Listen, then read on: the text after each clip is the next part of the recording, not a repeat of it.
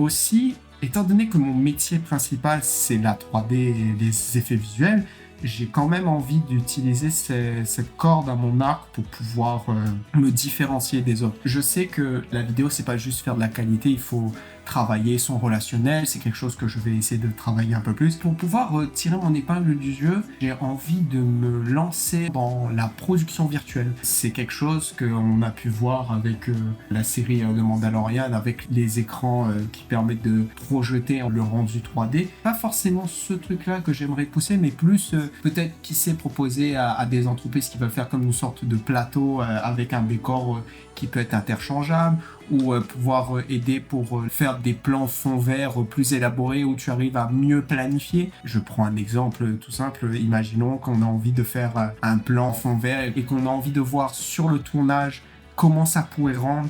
Et comme ça, on peut avoir un rendu final beaucoup plus poussé. Et Unreal Engine 5, donc c'est ça que j'ai envie d'apprendre, c'est un outil qui maintenant n'est plus qu'un simple moteur de jeu.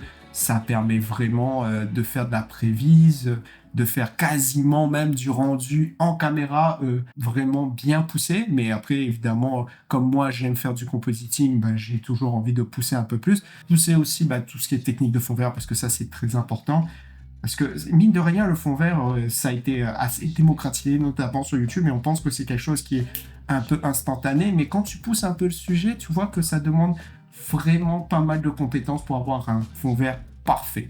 Et ce genre de compétences pour la prévise et la production virtuelle, c'est quelque chose qui peut vraiment aider.